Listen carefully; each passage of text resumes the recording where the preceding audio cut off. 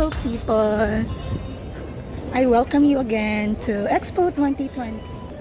Before anything else, I just want to say thank you sa lahat po ng nanood ng aking Expo 2020 Dubai journey.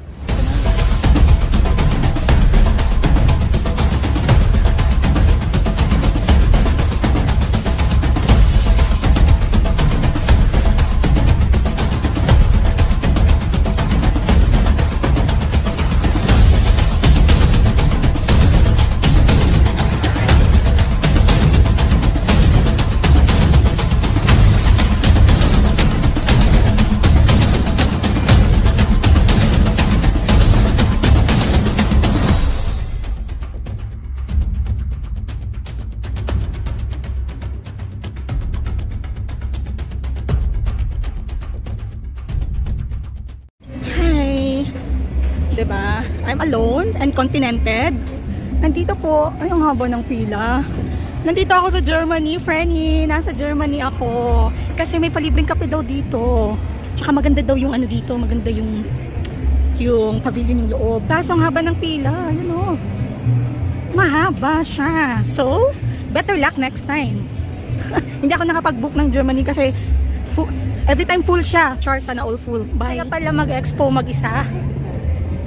Kasi hawak mo ang oras mo.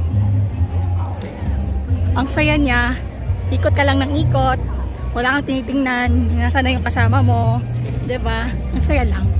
Yun lang naman. Hello, papasok na po tayo ng India. Welcome to the India.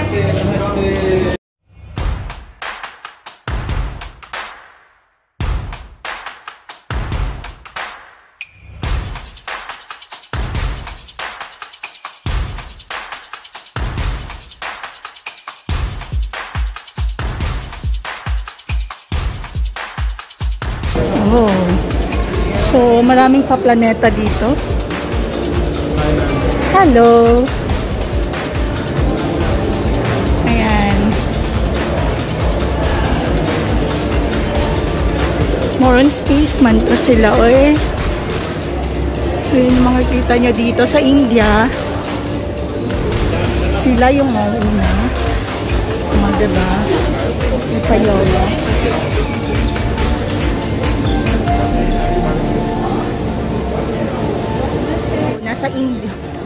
Nasa India po tayo ngayon. Maraming halaman. Maraming halaman, mga plantita siguro to sila, plantito, and maraming planeta. Ayan. So, paakyat na po tayo. Ewan ko saan tayo nito dadalhin. Ano po yung India? Oh, kakaiba din. Iba siya.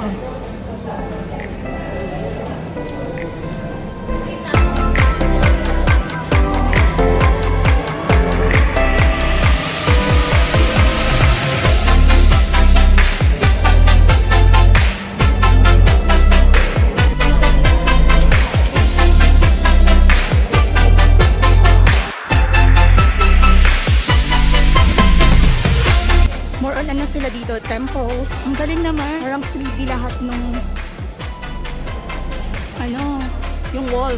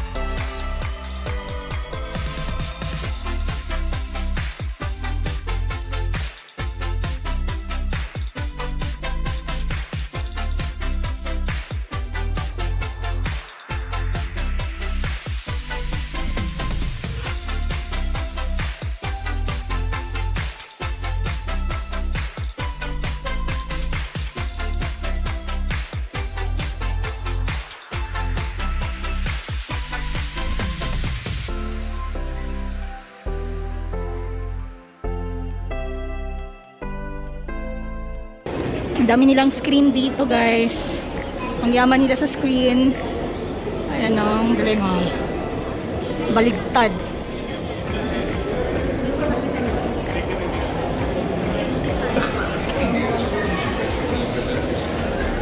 Ang pala yung president nila o.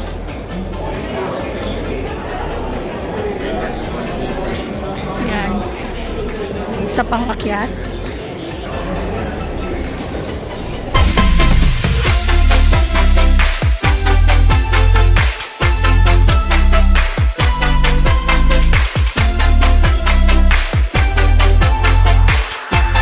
More on economy,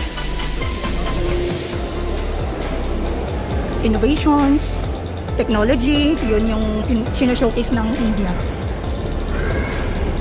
Tsaka yung mga ano nila, heritage. Yan. Parang nagsuri-suri lang tayo. One way suri-suri. Upo muna tayo. May paano dito, may pa-disco.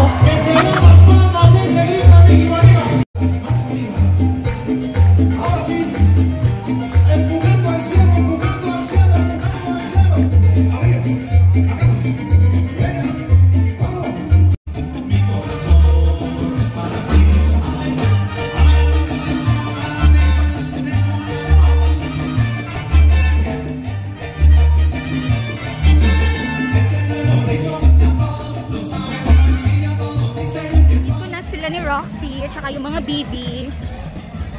Nasaan kaya sila? Nasaya naman. Ang saya namang maglakad-lakad mag-isa. Oh, diba? Oh, may paikot pa ako. Kahit mag-isa lang ako, ang saya-saya pa rin. Diba? Hindi naman mahirap humanap ng kasiyahan kahit mag-isa ka. Diba? So, humuhugot ako ngayon habang ayun, nakita ko na sila.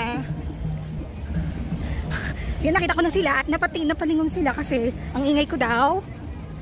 And yes, andito na ang bibi. Hi! Yeah, of course! Ang ganda naman ng vlog. Bibi! Ang ganda naman ng damit, Bi. Kasi sa akin yan, Bi. Hello, my dear. Wow, para siyang Korean. Opa! Ano, Asya? Anong sayo, Bi? Bi! Dito ako para bantayan to sila. Pero na-late ang yaya. Di ba, Bi? Bi? Oh. So, nandito na ang yaya nyo. Asan yung isa? Ayan. Ah, yan yung isa. Ay, ganyan tumingin, Bi. Ganyan, Bi. Oh, andito na ako, guys. Vlog!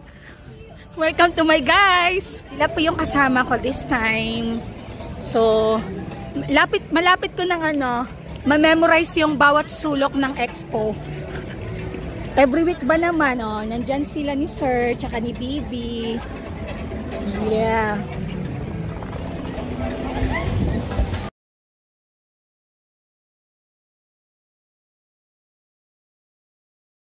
So we are about to enter Ethiopia.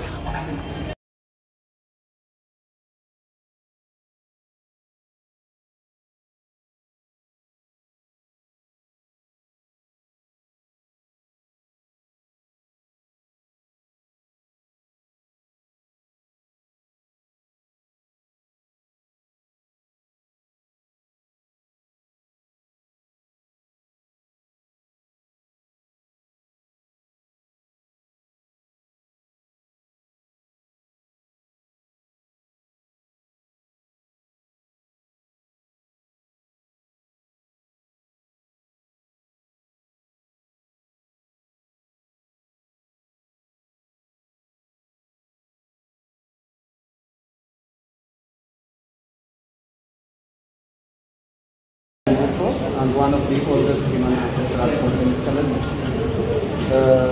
She belongs to one of the first species who start walking upright or using her two legs.